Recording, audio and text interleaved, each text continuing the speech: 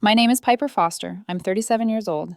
And the first time I realized my family had never truly made room for me wasn't during an argument or a holiday or even a financial favor. It happened over a rehearsal dinner I wasn't allowed to bring my boyfriend to. Your plus one isn't welcome. We don't have space. My sister said it casually, like she was commenting on the weather. She didn't even look up from her phone, just kept scrolling, thumb moving in smooth, practice flicks. My boyfriend of 3 years, Ethan, stood beside me, one hand in his pocket, the other loosely holding mine. He didn't say anything. He never did in moments like this. Ethan believed in letting people reveal themselves. I understand, Piper, my sister added, finally pausing on something that made her smile. But venue capacity is tight. I waited for her to say more. She didn't. But there's room for Liam's new girlfriend, I said evenly. That got her attention. She looked up, eyebrow lifting just slightly. That's different. Not a question, a decision. Ethan's fingers tightened around mine. Not enough to stop me, just enough to remind me I wasn't alone. Across the room, my mother had suddenly become deeply invested in folding napkins. Red, white, red again, perfect corners, anything to avoid eye contact. My father sat in the armchair by the window, turning his glass slowly, staring into it like the answer might rise from the amber liquid. How is that different? I asked. My sister sighed, the way she always did when she felt burdened by having to explain things to me. The older sister's sigh, patient, polished, faintly condescending.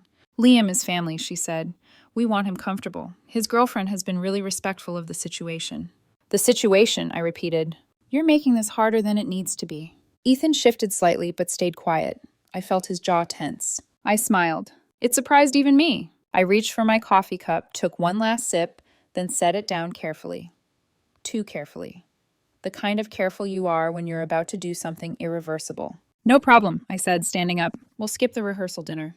My sister frowned. Piper, don't be dramatic. I'm not being dramatic, I said. I'm declining. She opened her mouth to respond, but I was already pulling my phone out of my bag. Actually, I added, scrolling through my emails, we'll skip the wedding too. The room went silent. My mother froze mid-fold. My father finally looked up. My sister stared at me like I'd spoken in a foreign language. You're not coming to my wedding, she said slowly. Because of a rehearsal dinner? I met her gaze, calm, level.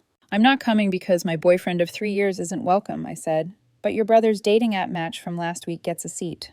Her lips pressed into a thin line. That's unfair.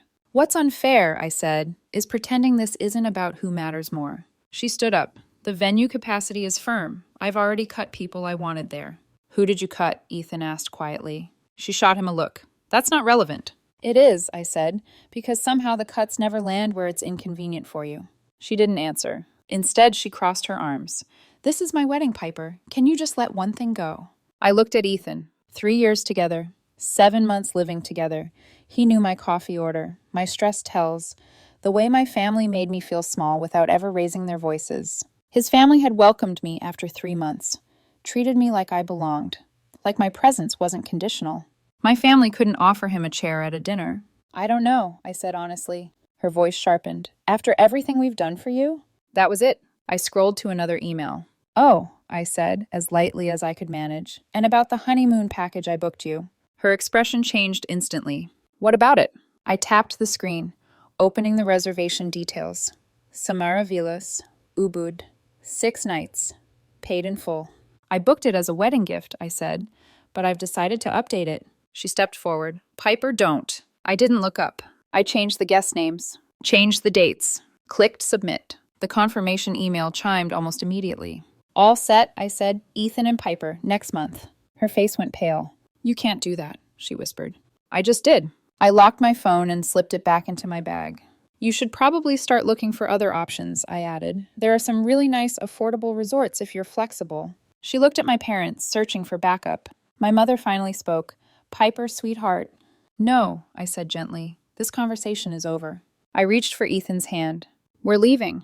If you walk out that door, my sister said, her voice shaking now, don't bother coming to my wedding. I turned to her. My older sister, the one I'd spent my entire life trying to impress.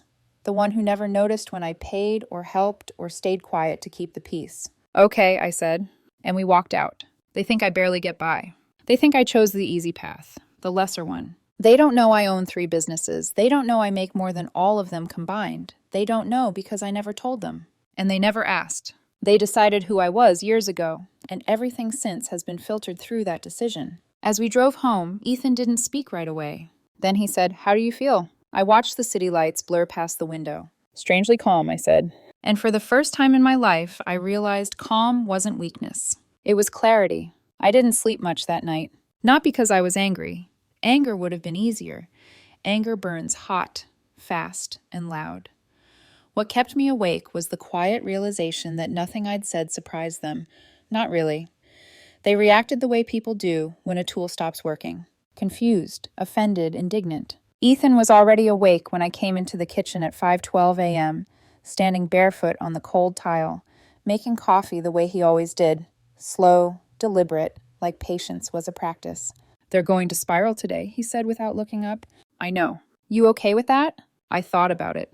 The texts, the calls that would come, the way my sister would rewrite the story to make herself the victim. "I'm okay with the truth finally having gravity," I said. He smiled softly. "That's my favorite version of you." My family's version of me had always been simpler. Piper, the middle child. Piper, the one who didn't go to college. Piper, the one who could have done more. They never said it outright. They didn't have to. It lived in the pauses, the assumptions, the way conversations shifted when I entered the room. My sister, Charlotte, was the success story. Corporate law, corner office, six-figure salary, she mentioned, just often enough to seem casual. Her achievements were family currency. My younger brother, Liam, was the charmer. Never quite stable, never held accountable. His mistakes were phases. His debts were temporary. Someone else always covered the gap. And me? I was the one who made things easier. I started working at 16, not because I wanted to, but because the math didn't work otherwise. Dad's hours got cut. Mom's salary barely covered groceries. Charlotte needed application fees. Liam needed new soccer gear. I needed lunch money. So I bought clippers from a pawn shop for $35 and taught myself at night, watching videos until my eyes burned. I cut hair in our garage. $8 a cut. $60 my first weekend. By 18, I was booked solid. I didn't go to college. I went to trade school. 9 months, $1,500. Worked full-time stocking shelves overnight to pay for it. At family dinners, Charlotte talked about internships. Liam talked about parties. I listened. No one asked how school was going. No one asked if I liked what I was doing. They'd already decided. By 23, I realized something that changed everything. I was making my boss rich. I brought in close to $200,000 a year for his shop. I took home less than 50. So I started saving, quietly, obsessively. Lived with roommates, ate rice and beans most nights, wore the same clothes for years.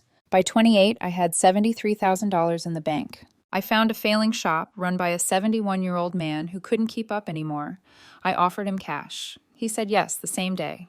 I rebuilt it from the inside out. New systems, new branding, online bookings, social media before most barbers knew what an algorithm was. It worked. Then I did it again and again. By the time I met Ethan, I owned 3 locations outright. No partners, no loans, quiet, steady profit. I didn't tell my family. Not because I was ashamed, because I was afraid. Ethan figured it out slowly, not from anything I said, but from how I lived. The paid-off car, the lack of financial stress, the way emergencies never seemed to rattle me. One night, 2 years into our relationship, he asked gently, "Why do they talk to you like you're barely getting by?"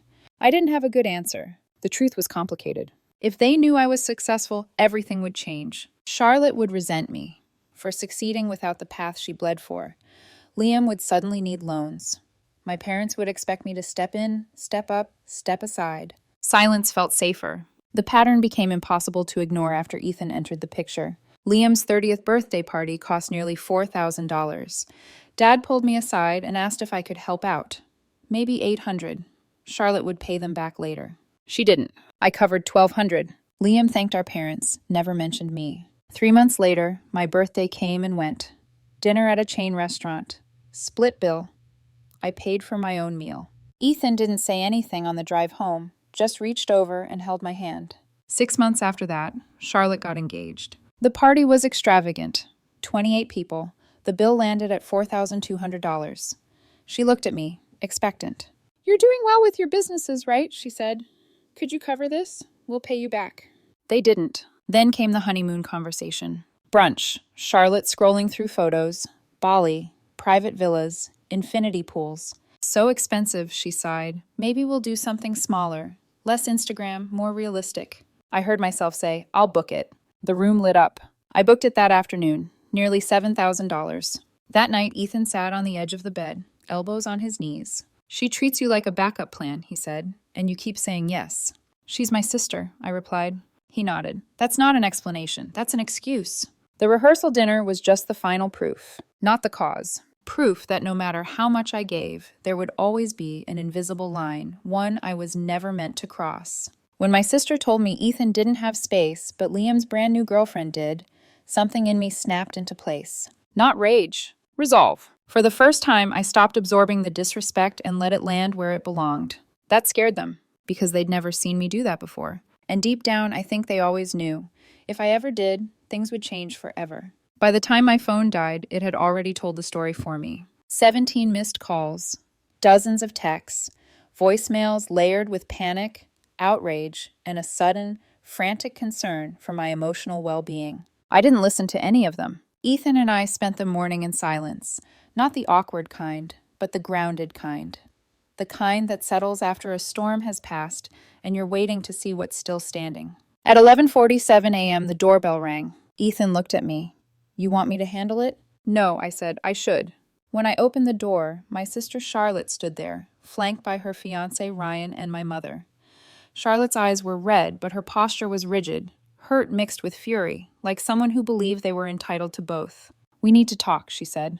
I'm good, I replied. My mother stepped forward. Piper, sweetheart, this has gotten out of hand. I agree, I said calmly. It never should have reached the point where my boyfriend wasn't welcome. Charlotte scoffed. You're blowing this up over one dinner. No, I said, I'm responding to a pattern. She crossed her arms. You've always been sensitive. I smiled faintly. And you've always been comfortable. That landed. Ryan cleared his throat. Look, maybe we can compromise. Charlotte said she can add Ethan back to the rehearsal dinner. No, I said. Charlotte blinked. What do you mean, no? I mean, we're not coming, and we're going to Bali. My mother's voice wavered. Why would you do this to family? I leaned against the doorframe. What exactly have you done for me? Silence. When I worked 3 jobs through trade school, where were you? When I ate rice and beans 6 nights a week to save money, where were you? You never told us you were struggling, Charlotte snapped. You never asked, I replied. I took a breath. I paid $1,200 for Liam's birthday. Did anyone pay me back? No answer. I paid $4,200 for your engagement party. You said you'd reimburse me. Did you? Charlotte looked away. I booked your honeymoon. You make almost $200,000 a year.